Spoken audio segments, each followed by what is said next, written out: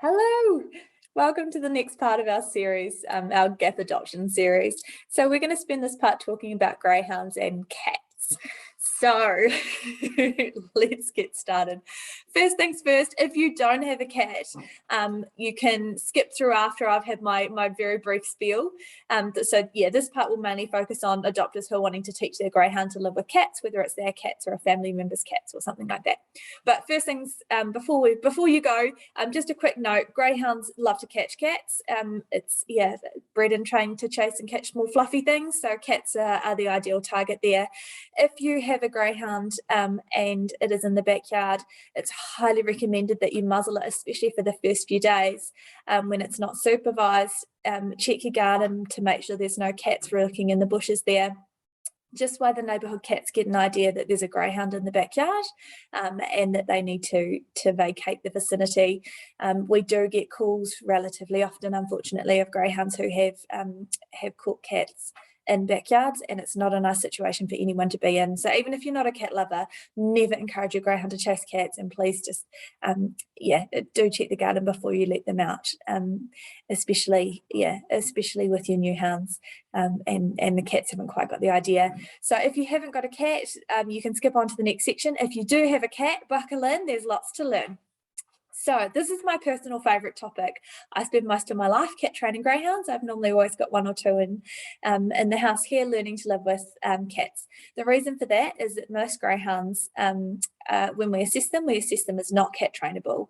It's an important distinction to make. There's a big difference between, we are very clear, we say your greyhound is assessed as cat trainable, not cat trained. That means there's still lots of work for you to do when you get home and get your new greyhound home, but we have assessed it as being able to live with a cat. Now there's a big window in what that means. So for some hounds, they just show very little interest in the cat. For others, they're really scared of the cat. For some, they've got lots of interest in the cat, but they're also really foodie and really try hard to please. So they're assessed as cat trainable for a different reason. So all of those details will be discussed with you at the time of your adoption, about the kind of specifics of cat training your greyhound. And I just want to run through the process here to give you a bit of an idea about what to expect. So first things first, if your greyhound gets an opportunity to chase your cat in the first few days of being home, chances are it's going to make your job a lot harder, if not virtually impossible, to now cat train your greyhound. It's a very self-rewarding behaviour. It's a huge buzz for a greyhound to chase a cat, or chase anything for that matter. And if your greyhound learns that that's a really fun game to start, it's a very difficult habit to break. So everything that we do for those first few days, we need to absolutely manage the situation so that doesn't happen. To give you an idea of how that works with us here, we've got our greyhound, our foster greyhounds, who are here for cat training. They are in a crate, and the crate is in the spare room. I normally have two at a time, so they've got company, and we may have them out of the crate and just lounging around in the spare room, on the beds on the floor or something like that, but we'll have the door shut. The only times my greyhounds are out during the day, whether it's in the house or in the backyard, is when I know that both of our cats are locked away in the spare room. They get to go in there and have a feed and chill out for a bit, and it means the greyhounds are free to roam. That's the only time those foster dogs are not on a lead or in their crate or behind a door when the cats are out. We've got two cats. Neither of our cats have ever been chased, and I would never put them in that position. If your greyhound chases your cat and it is not muzzled, it is very unlikely your cat will survive the situation. It does happen, and it is not something we want to happen. So please, please, please do not take that risk. If you don't know where your cat is, keep your greyhound muzzled and on lead.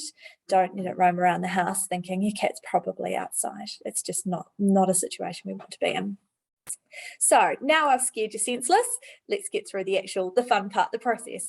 Chances are when you get your greyhound home, you pop it in the crate, your cat's going to vacate. They don't want to be in the same house as a greyhound. They're intelligent enough to know that that means trouble. So you may have to do some work on teaching your cat as well. Feeding your cat near the greyhound can be really helpful, not right beside the crate, but in the same room. And just having, I call it passive learning, just letting your greyhound become aware that the cat's part of the family and no one pays it any attention is a really, really good start. So for most cases, that will be with the crate crate. So your greyhound in the crate and the cat just wandering around the house for the first few days. That's how I generally start my cat training. I might, if the greyhound's really hyper vigilant and really alert and really aware of the cat, occasionally we get ones that will bark at them in the crate, or be scratching at the crate trying to get out to want to go and see it / chase it. If that's the case, I'll intervene. I'll generally sit beside the crate with a high value treat, distract the greyhound and reward it for looking at me and paying me attention and ignoring the cat. That's where I start. When the greyhound's able to relax in the crate with the cat around and pay it very little attention, now keeping in mind this might take a day, it might take a week, it might take a month. It does completely depend on your greyhound, and it's not a process that can be rushed. So when your greyhound's paying very little attention to the cat in the crate, so it might be able to be asleep, or it could just stand and be relaxed, be distractible. You can get its attention quite easily. That's when I'd start the second phase. The second phase for me is with the muzzle on and a lead on and a high value treat and the cat wandering around. Again, we just want to repeat the same process. We want to get the greyhound's attention and then reward it for paying us attention and not the cat. Normally by this point, your greyhound's learned a few things. So rather than just constantly calling it and getting it to look at you, you can start doing things like teaching it touch or watch me. You might be able to start teaching a down or a sit or a shake or something like that, and just help your greyhound use its brain and ignore the cat that's in the room with it. Short and sweet is the key here. Very rarely do I have a cat training session that lasts more than 5 minutes, and I might have 3 or 4 throughout the day. So yeah, lots of frequent interactions. It tends to be much better than trying to spend 20 minutes. You're much better to quit while you're ahead when it comes to cat training. The second phase, once you're really confident with that, now it might be a week away, it might be a month away, again, it completely depends on your greyhound. The second phase would be, I would have the lead loose, still attached to the collar, so I've got a grab handle if ever needed, and I would have your greyhound muzzled and just have them in the house, in the same room generally to start with, around the cat. You're supervising, so this isn't while you're on Zoom and not paying any attention. So you've got half an eye on the dog, or a whole eye on the dog and a whole eye on the cat, and just monitoring the situation. What we want to be looking for, again, is relaxed body language, them minding their own business.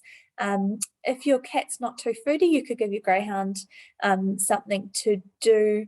A bit tricky with the muzzle on, but yeah, little puzzles can be really helpful, or soft toys for them to play with, so they've got something to do, but we don't want them to be focusing too much on the cat. Or if your cat, we'll come to that part next, but yeah, if your cat's a bit difficult, it can make things a little bit challenging at this point.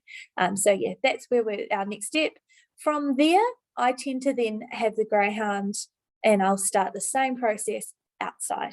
So for some bizarre reason, I still don't really know, cat training inside is much easier than cat training outside. We've had so many greyhounds that are really fine with the cat inside.